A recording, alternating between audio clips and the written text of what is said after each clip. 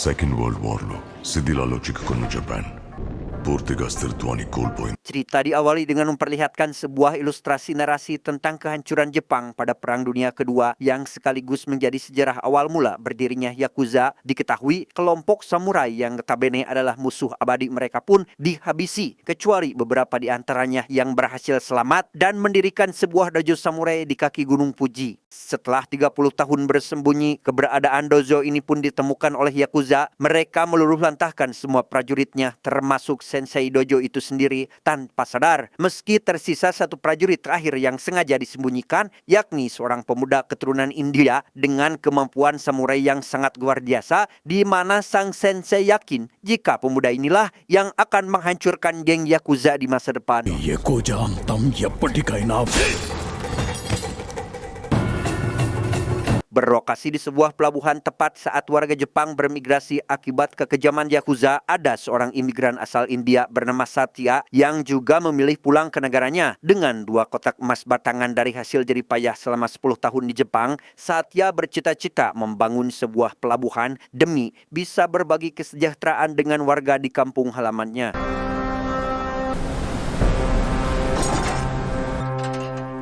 Naas, kawanan perompak berhasil masuk ke dalam kapal. Karena panik, Satya bahkan sempat berpikir lebih baik kehilangan semua emasnya daripada nyawanya melayang, hingga ketika situasi sudah benar-benar genting dan tidak ada solusi lain kecuali hanya pasrah, tiba-tiba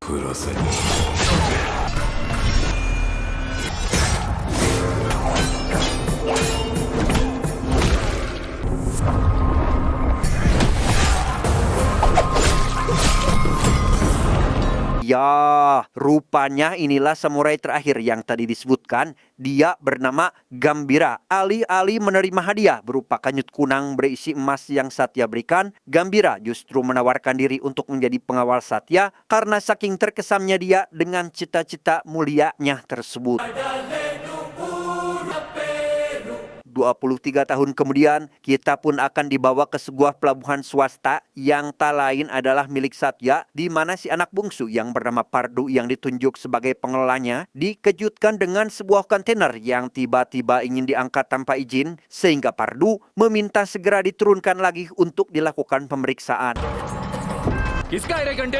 Diketahui kontainer tersebut milik seorang bos mafia bernama Jimmy. Ini bebangusnya berharap bisa lepas dari pemeriksaan. Jimmy sempat mencoba menggertak Pardu dengan todongan pistolnya, tetapi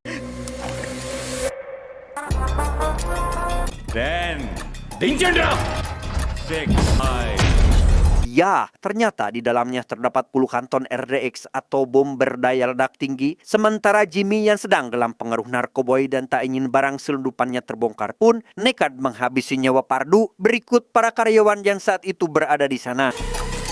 RDX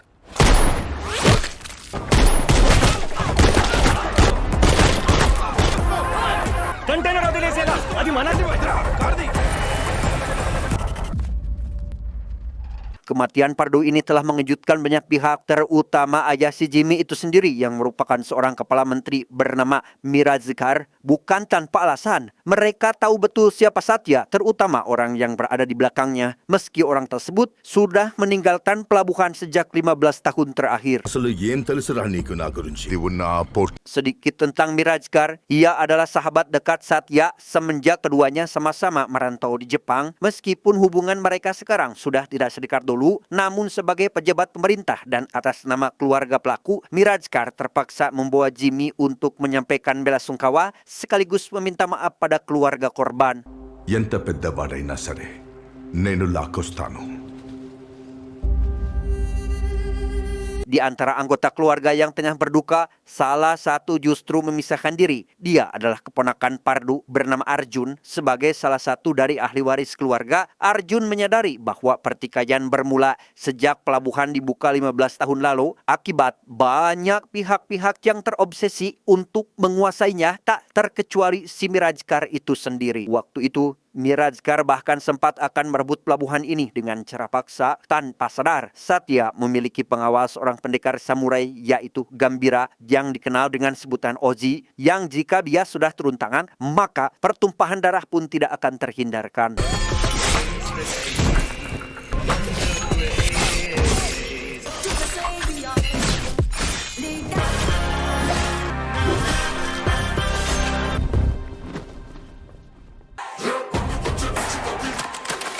Suatu saat, tepat ketika Satya sudah hampir menyerah, ia dipaksa untuk menandatangani surat penyerahan pelabuhan oleh Mirajkar. Namun di saat itu pula, Oji datang untuk menggagalkannya dan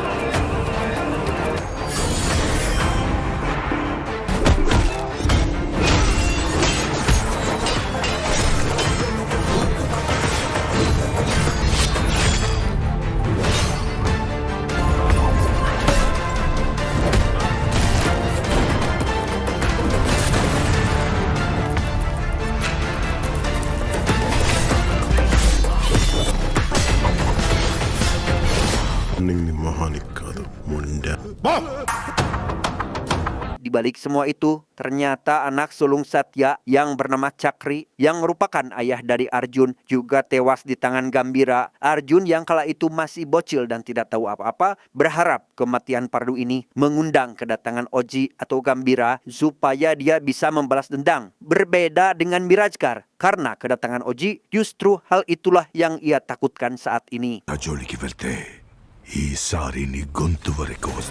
Keesokan harinya, tepat ketika Satya melakukan perjalanan menuju Nasik untuk melarung abu jenazah Pardu, di saat yang bersamaan ada seorang polisi pengkhianat bernama Taude sedang menerima perintah dari Jimmy untuk mengeluarkan kontainernya dari pelabuhan. Setelah susah payah menerobos hadangan para karyawan, Taude dibuat sangat kecewa karena tidak menemukan RDX-nya hiji-hiji acan.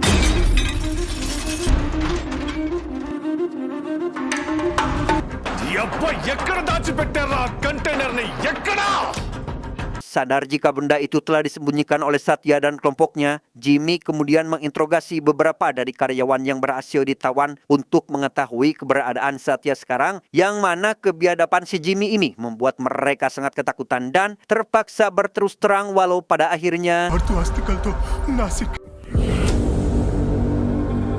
ya, Jimmy menghabisi semua tawanan tersebut. Beruntung ada mantan anak buah Satya bernama Badru yang diam-diam membocorkan informasi terkait rencana Jimmy CS untuk memburu Satya. Mengetahui hal tersebut, anak buah Satya yang bernama Dina memutuskan untuk menyusulnya ke Nasik pada saat itu juga.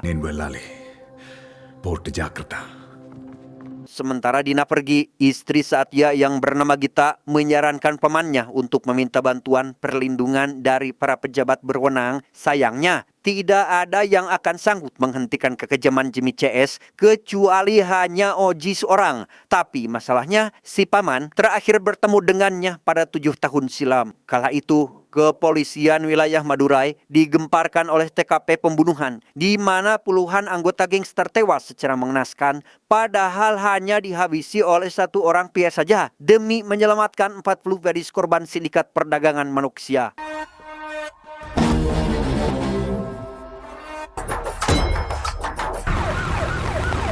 Setelah diketahui jika pria tersebut adalah Gambir atau Oji, sang inspektur pun memutuskan untuk melepaskannya bukan tanpa alasan. Si inspektur tahu betul siapa sosok Gambir ini karena masih segar diingatan tentang sebuah peristiwa berdarah beberapa tahun sebelumnya, tepat saat Oji menumpas dunia gangster di wilayah Bombay sampai ke akar-akarnya. முதல்ல அவனை back door வழியா வெளியே அனுப்புங்க.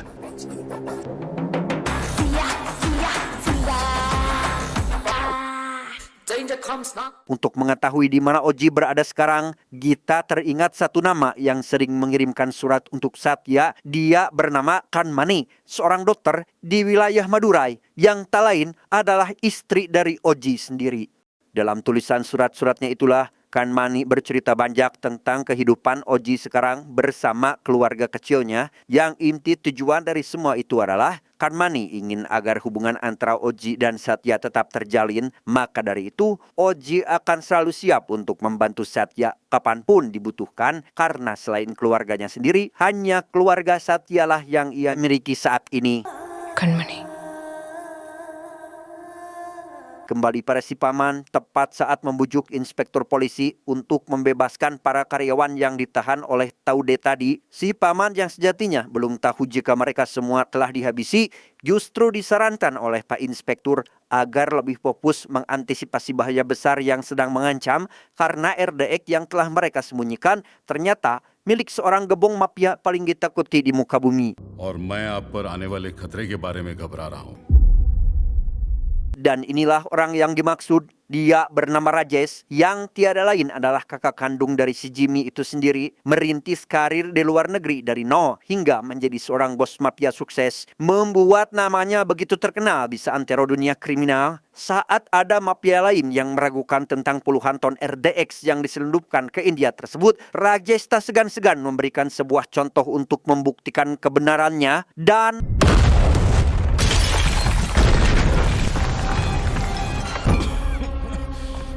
దీనికి 1000 రెట్లు ఆ కంటైనర్లో ఉంది.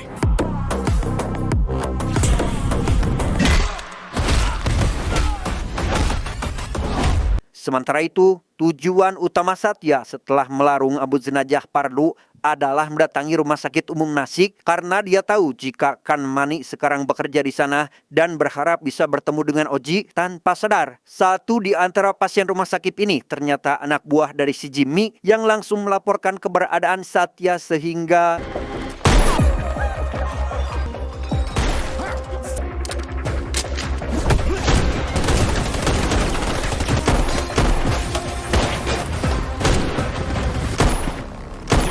saat Jimmy CS membantai habis seisi rumah sakit, Satya sempat melakukan perlawanan dengan sebuah senapan yang ia rebut, bahkan berhasil kabur lewat bantuan dari si Badru. Namun sungguh sayang, Kan Mani malah keluar dari persembunyiannya dan hendak menyerang si Jimmy, dan inilah yang terjadi. Inilah sosok Oji sekarang dan alangkah terpukulnya dia saat mendapati istrinya yang tengah sekarat. Meski begitu, sang istri menyarankan Oji agar lebih memprioritaskan keselamatan Satya yang di saat bersamaan gencarnya perburuan oleh Jimmy CS berhasil membuat mobil yang Satya tunggangi terguling hingga terdampar di kebun jagung Wantur yang sudah siap panen. జిమ్మి ముసలోడు తప్పించుకున్నాడు. ఆ ముసలాడు ఇక్కడ ఎక్కడో దాక్కుని ఉంటాడు. Tak berhenti sampai di situ, Jimmy bahkan sampai membakar area perkebunannya demi mengetahui di mana Satya bersembunyi. Namun di tengah euforia mereka, tatkala target buruan berhasil ditemukan, tiba-tiba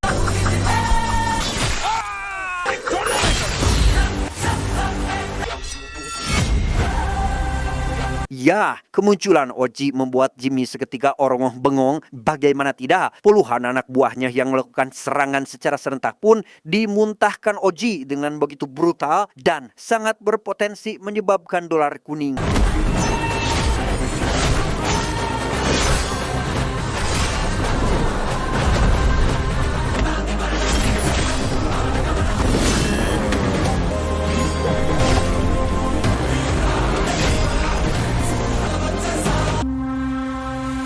Meski sadar jika sosok di hadapannya adalah momok paling menakutkan yang menjadi buah bibir semua orang, namun karena sudah kepelang edan dan tentu akan sangat girang jika menyerah sebelum berperang, akhirnya Jimmy pun memaksakan diri untuk melawan dengan sebilah golok di tangan dan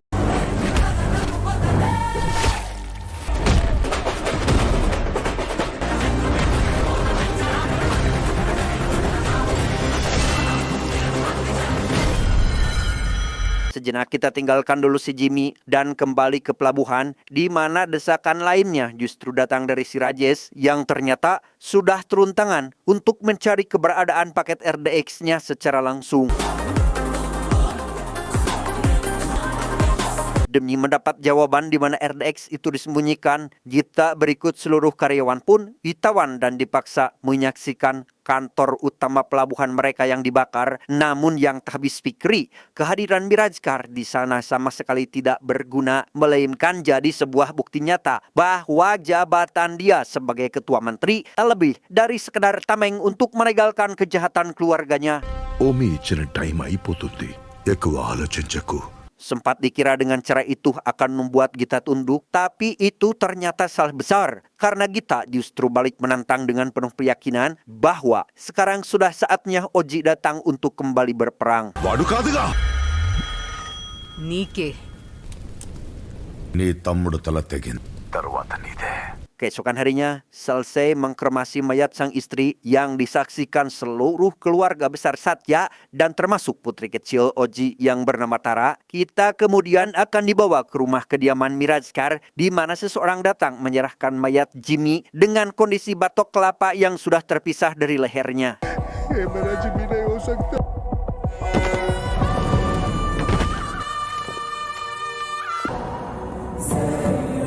Persis saat upacara kematian pardu waktu itu, Satya datang ditemani si Badru yang kini sudah bergabung lagi dengan majikan asalnya sambil berkata bahwa badai yang sangat mereka takutkan akan segera datang menerjang. Tufan ostundi. Di sisi lain, Oji yang disertai para pengawal setianya termasuk Dina tengah mendatangi Taude dan mendesaknya terkait tempat di mana Rajesh CS telah menyandra Jipta bersama karyawan pelabuhan lainnya saat polisi yang lain sampai keluar keringat dingin saking takutnya oleh Oji. Taude masih berusaha untuk tetap tenang padahal kenyataannya sama saja. Apalagi saat Oji mengancam akan memenggal tangannya dan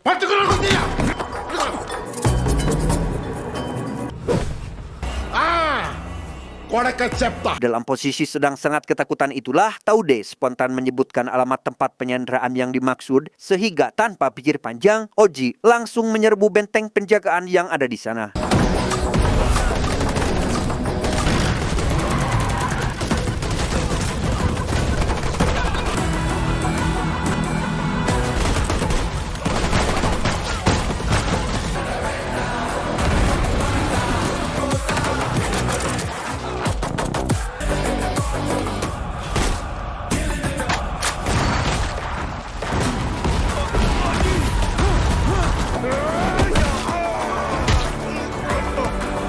Saat personil musuh tinggal tersisa satu orang saja, Jita teringat sebuah momen saat putri dari saudaranya menjadi korban kebiadaban si Rajesh. Maka tak heran jika Oji pun menjadikan orang terakhir ini sebagai balasan atas kematian bocil tak berdosa tersebut.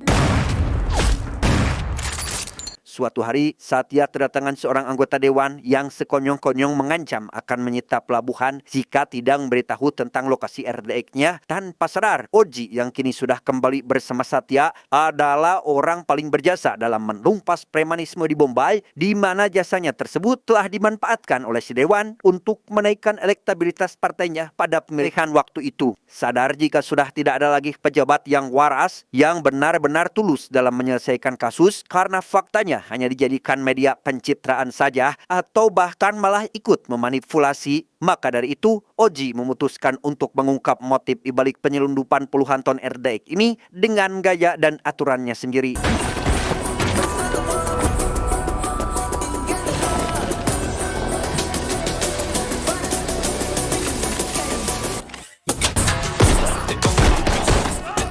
Tanpa menunggu lama, Dina CS mulai memburu orang-orang yang terkait dengan geng Rajesh dan berhasil mendapatkan sebuah tempat rahasia di mana ternyata mereka telah menyusun sebuah rencana besar, yakni mengincar 9 kota penting di seluruh India yang akan Rajesh taklukkan dalam waktu serentak.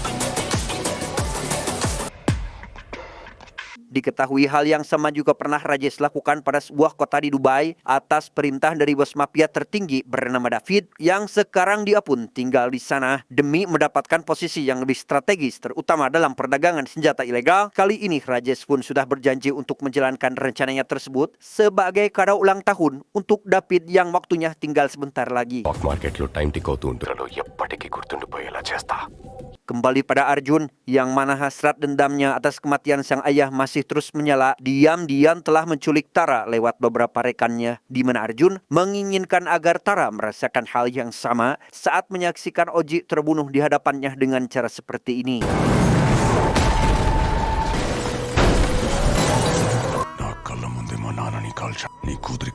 Di saat Oji sedang sekarat dan hendak akan Arjun habisi itulah, tiba-tiba terjadi hal tak terduga di mana ternyata rekan-rekannya ini sudah terafiliasi dengan geng Rajesh dan sedang mendapat perintah untuk menculik Tara dan menyerahkan padanya saat itu juga.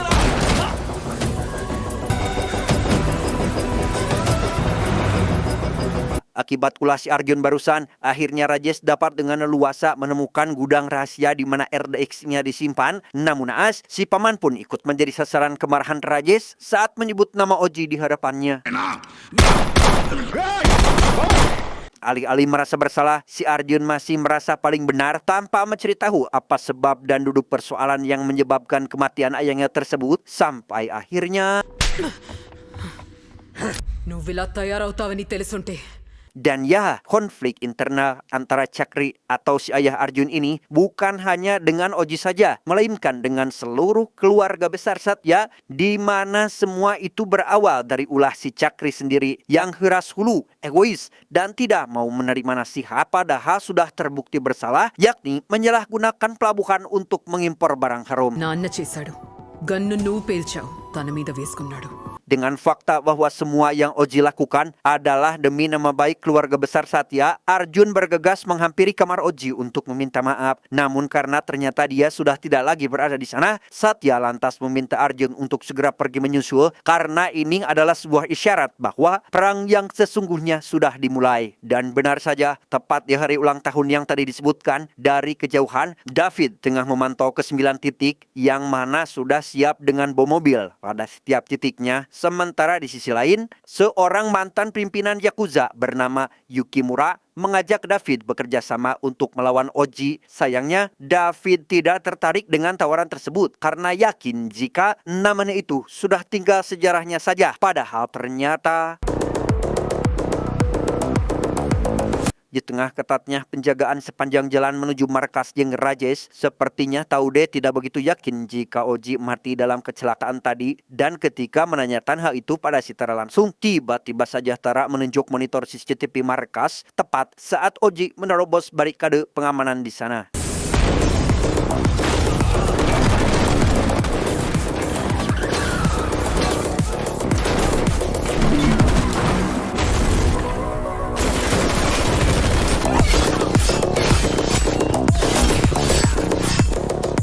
Ya, Oji mampu membuat pertahanan musuh porak-poranda meski tanpa harus ada pukulan apalagi tembakan senapan, layaknya kehebatan seorang prajurit shinobi. Satu persatu dari mereka pun berjatuhan oleh sabetan katana yang entah dari mana datangnya.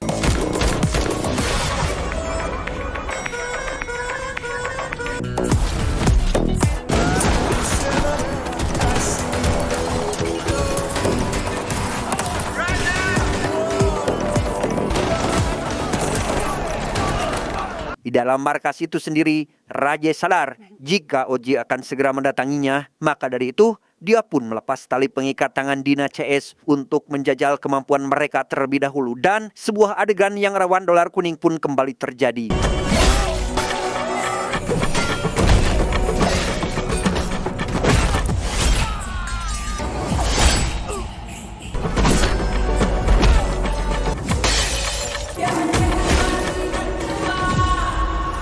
Rupanya Rajesh masih terlalu tangguh untuk dikalahkan Dina CS yang akhirnya tumbang tanpa tersisa seorang pun. Meski demikian, Oji tidak bisa berbuat banyak karena lebih memilih keselamatan putrinya yang sedang dijadikan taruhan. Namun dengan fakta bahwa ternyata si Rajesh lah yang telah menghabisi istrinya waktu itu, Oji langsung melepaskan gejolak amarah dari dalam jiwanya sehingga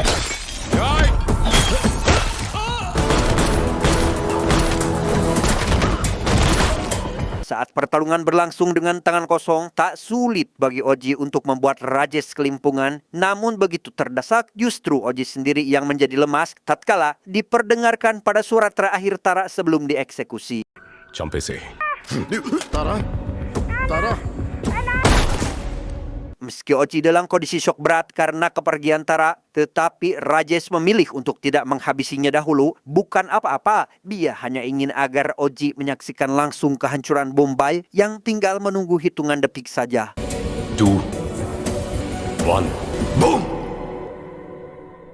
Ya, bahkan Mirajkar yang sudah sangat optimis mengambil alih pelabuhan pun seketika peot. Bukan semata-mata karena bomnya yang gagal meledak. Faktanya, Tara masih hidup dan justru si Taude lah yang terbunuh di tangan Arjun. Belum lagi kemunculan 8 prajurit samurai yang telah berhasil menonaktifkan semua bom tersebut sekaligus mempersilahkan Oji untuk menghabisi Rajesh yang sengaja mereka sisakan seorang diri.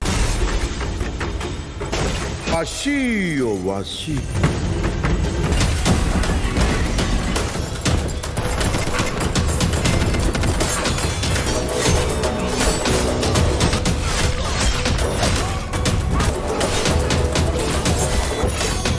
Tagalige Viro.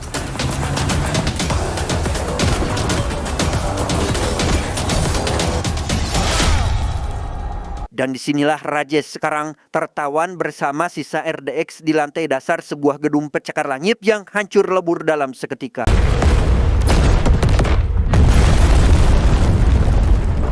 Di sisi lain, Yukimura menjelaskan kepada David bahwa Oji tak lain adalah Orochi Genshin, nama seorang master samurai bayangan yang dikira sudah mati dan diketahui telah memenggal kelapa putra dari Yukimura itu sendiri. Atas dasar itulah Yukimura keliling dunia mencari bala bantuan dan tak mudah untuk mengalahkan Oji karena dia adalah sosok gangster yang sesungguhnya. Mana sainyam Saripodo. The original gangster. Selesai dengan misi melindungi keluarga Satya dari ancaman, Oji pun membawa Tara pergi berkelana. Sementara untuk Arjun, ia resmi meneruskan jejak Pardu sebagai pewaris atas pelabuhan Satya dan tentu saja tetap dalam pengawalan dari sosok Oji yang sudah berjanji untuk selalu datang setiap kali ia dibutuhkan. Kani, kata ipude modelaindi. Tamat ending yang sangat mengojikan.